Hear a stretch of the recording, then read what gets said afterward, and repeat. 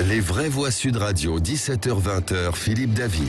Retour des vraies voix avec Philippe Bilger, Michel Pouzol et Tom Conan. C'est tombé à l'instant, il est 17h30. Le gagnant de la primaire écologiste serait, c'est l'AFP qui le dit, Yannick Jadot avec 51,03% des suffrages. Ce sera d'ailleurs notre débat à 18h30. On aura les porte-paroles de Yannick Jadot et de Sandrine Rousseau. Gabriel Attal a annoncé ce matin que l'obtention de visa pour les ressortissants des pays du Maghreb allait être plus compliquée, avec moitié moins de visas pour le Maroc et l'Algérie et 30% de moins pour la Tunisie. En cause, le refus de ces trois pays de délivrer les laissez-passer consulaires nécessaires au retour des immigrés refoulés de France. Je cite Gabriel Attal, c'est une décision drastique, c'est une décision inédite, mais c'est une décision rendue nécessaire par le fait que ces pays n'acceptent pas de reprendre des ressortissants que nous ne souhaitons pas et ne pouvons pas garder en France, d'où notre premier débat. Moins de visas pour les pays du Maghreb, le gouvernement a-t-il raison de faire pression sur les pays qui refusent de reprendre leurs ressortissants? Avec nous, Patrick Stefanini, conseiller d'État honoraire et ancien secrétaire général du ministère de l'Immigration, par ailleurs auteur du livre Immigration, ces réalités qu'on nous cache, publié chez Robert Laffont. Patrick Stefanini, bonsoir. Bonsoir. Tout d'abord, est-ce que le gouvernement utilise la bonne arme avec cette mesure de rétorsion? Je crois que oui, parce que, comme vous le savez, les trois pays du Maghreb représentent à eux seuls environ 30% des migrants qui obtiennent chaque année régulièrement un titre de séjour. Mais à côté de l'immigration légale, nous avons un problème d'immigration clandestine. Et lorsque la France veut renvoyer dans son pays d'origine un immigré clandestin, c'est souvent un immigré qui a fait disparaître ses papiers, donc il faut l'identifier, et ensuite, pour pouvoir le remettre dans un avion, il faut obtenir de son pays d'origine qu'il nous délivre un laissez-passer consulaire. Sinon, le renvoi dans le pays d'origine est impossible. Et les trois pays dont nous parlons, le Maroc, l'Algérie et la Tunisie, sont de mauvais élèves dans cette matière. C'est-à-dire qu'ils délivrent au compte-gouttes les laissez-passer consulaires. Et évidemment, ça gêne énormément la France dans sa politique d'éloignement des clandestins. Et d'ailleurs, nos résultats en matière d'éloignement des clandestins sont moins bons aujourd'hui qu'ils ne l'étaient à l'époque de Nicolas Sarkozy. Et ils sont moins bons que dans plusieurs autres pays étrangers, et notamment qu'en Allemagne. Et donc, oui, il était temps que le gouvernement français se serve des moyens de pression qui sont les siens pour obliger ces pays à faire mouvement, pour obliger ces pays à se montrer plus coopératifs avec la France dans la politique de maîtrise de l'immigration. Et naturellement, la délivrance par la France de visas d'entrée, de nouveaux visas d'entrée aux ressortissants de ces trois pays, c'est un instrument qui doit permettre de faire pression sur les gouvernements de ces trois pays. Philippe Bilger. Monsieur le conseiller d'État honoraire, il y a beaucoup de responsables politiques de droite et du centre qui disent qu'au pouvoir, évidemment, ils feraient pression sur ces pays. À votre avis, qu'existe-t-il comme autre moyen de pression que celui des visas que vous venez d'approuver? Alors, j'en aperçois au moins deux autres. Cher monsieur. Je voudrais d'abord rappeler à tous vos auditeurs que la France est liée à ces trois pays en matière d'immigration par des accords bilatéraux qui dérogent à la loi française. Ça veut dire que lorsque le Parlement légifère sur l'immigration, les lois qu'il adopte ne s'appliquent pas aux ressortissants de ces trois pays. Parce que les accords que nous avons signés après la décolonisation avec ces trois pays comportent des dispositions qui sont largement dérogatoires et qui notamment favorisent beaucoup l'immigration familiale. Donc le gouvernement français a un premier moyen de pression vis-à-vis de ces pays qui consisterait à menacer ces trois pays d'engager une procédure de révision de ces accords bilatéraux et, si nécessaire, de dénoncer ces accords bilatéraux. Parce que la première question que nous avons abordée au début de notre émission, la question des laissez-passer consulaires versus les visas délivrés par la France, ça n'est que la partie émergée de l'iceberg. Dans les accords bilatéraux que je viens d'évoquer, il y a beaucoup d'autres dispositions qui sont plus favorables en matière d'immigration aux ressortissants de ces trois pays que les lois adoptées par le Parlement français. Donc le premier moyen de pression, autre que les visas dont dispose la France, c'est de menacer ces trois États, d'engager une procédure de renégociation de ces accords et, si nécessaire, de dénonciation de ces accords. Michel Pouzol. Oui, on va pas être naïf. Au-delà de cette histoire de visa, et c'est le calendrier qui compte. On voit bien qu'en ce moment, avec la percée de Zemmour dans les sondages et ses dérives de plus en plus hallucinantes jour après jour, et notamment sur l'immigration, il y a une course de Zemmour. Il y a une course à l'échalote.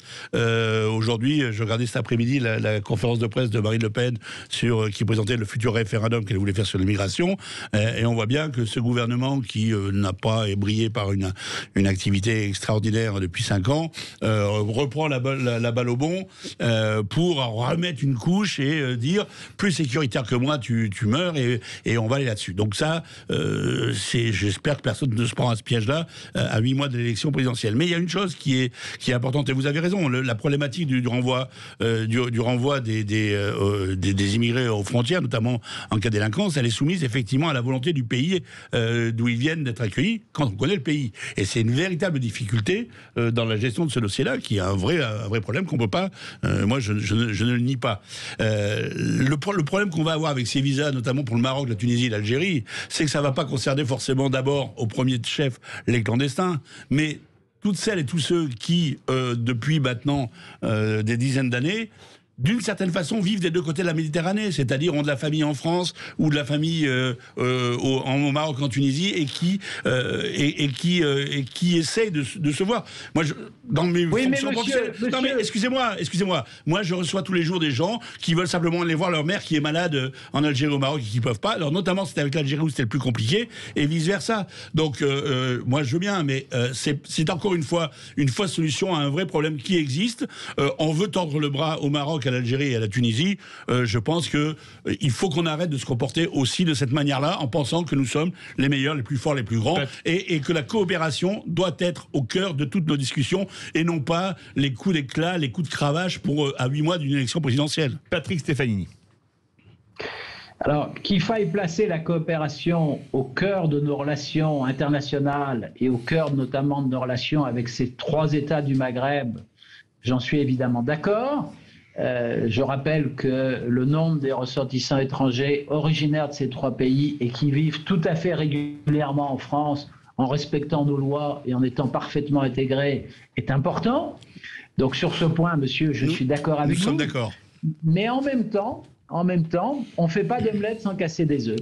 C'est-à-dire que l'attitude de non-coopération, qui est celle des trois gouvernements des trois pays du Maghreb, depuis des années, sur la délivrance des laissez-passer consulaires, c'est-à-dire l'extraordinaire réticence de ces pays à délivrer ces laissez-passer consulaires, pose aujourd'hui à la France un vrai problème de souveraineté.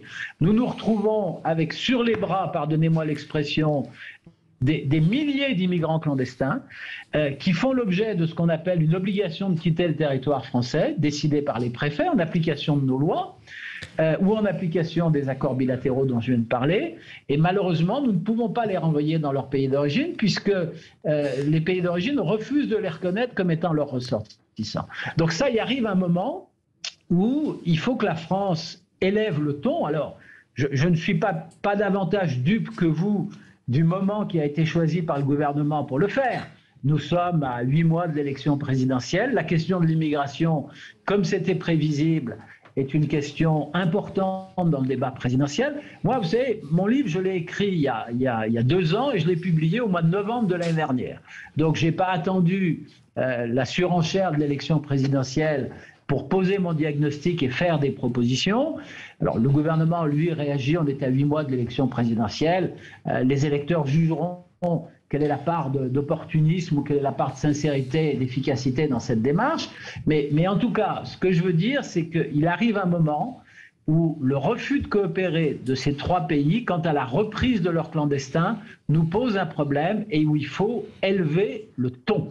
Et j'insiste par ailleurs sur le fait que, encore une fois, ça n'est qu'un petit aspect, un tout petit aspect de nos relations avec ces 3 pays en matière d'immigration, et qu'il faudra, la question se posera, et Valérie Pécresse, qui est une des candidates de la droite au processus de départage, Valérie Pécresse a d'ores et déjà indiqué qu'il faudrait engager le dialogue avec ces 3 pays pour réviser ces accords bilatéraux qui remontent encore une fois aux années 60, qui ont besoin d'être actualisés, qui ont besoin d'être plus efficaces dans leur application.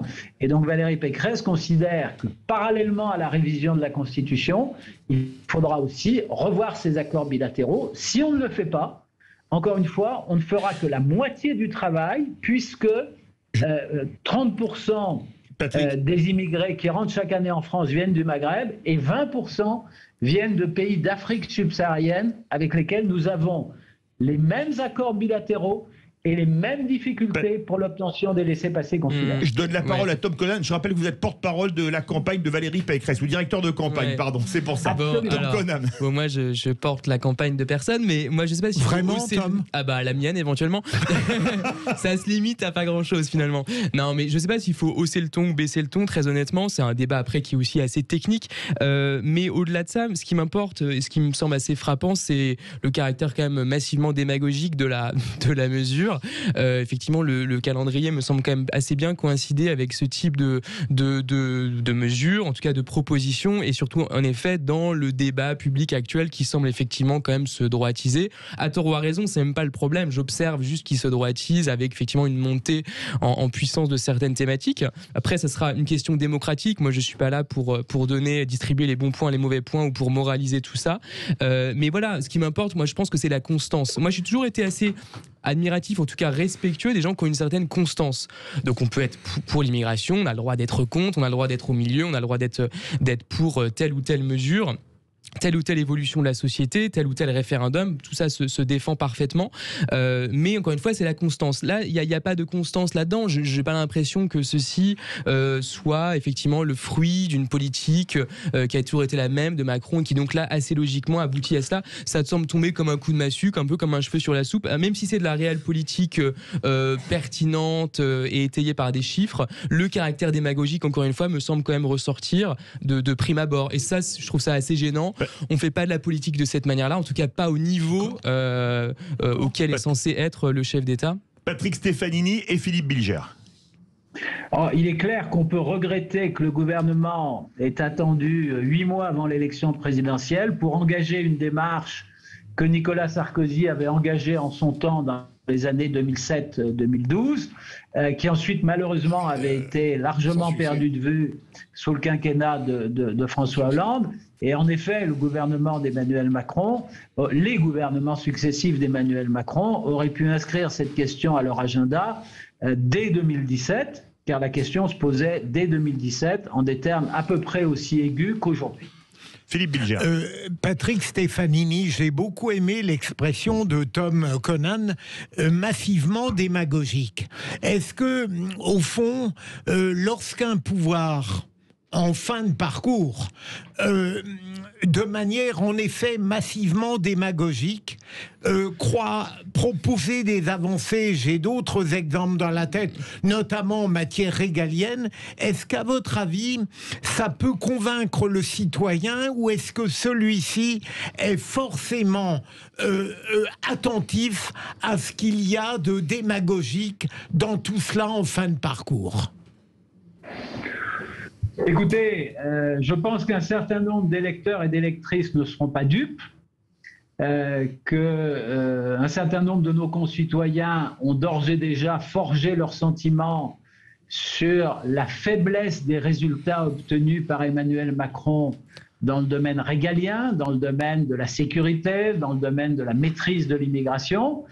Donc un certain nombre de nos concitoyens se sont fait depuis plusieurs mois et peut-être même depuis plusieurs années une opinion sur la faiblesse des résultats obtenus par Emmanuel Macron dans ce domaine, mais je crains que d'autres parmi nos concitoyens ne soient davantage sensibles à l'actualité du moment et ne créditent le gouvernement d'avoir pris une initiative opportune. Je voudrais vous poser une question, Patrick Stefanini. Il y a un chiffre qui a été annoncé aujourd'hui.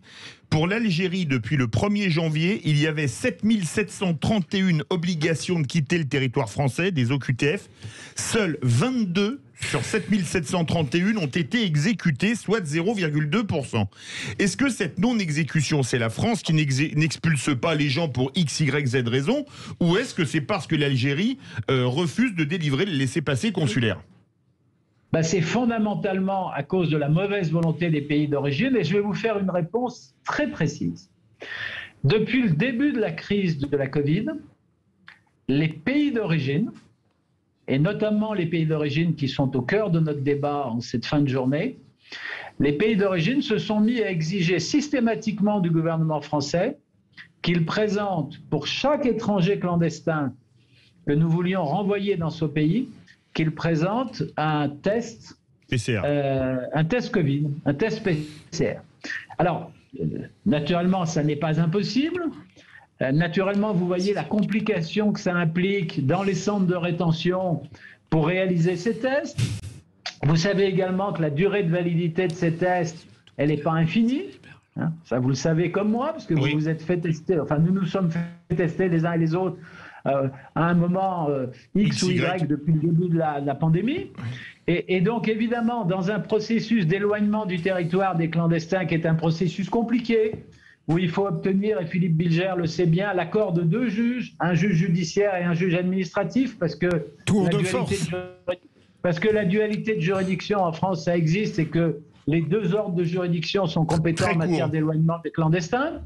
Eh bien, si vous venez rajouter à toutes les difficultés juridiques qui existent une difficulté matérielle liée à la présentation d'un test PCR pour chaque clandestin que vous voulez embarquer à destination de son pays d'origine, ça explique, cher monsieur, l'extraordinaire faiblesse du taux d'exécution des mesures d'éloignement constatées depuis le début de l'année. Merci beaucoup, Patrick Stefanini, conseiller d'État honoraire et ancien secrétaire général du ministère de l'Immigration, auteur de Immigration, ces réalités qu'on y cache, publié chez Robert Laffont.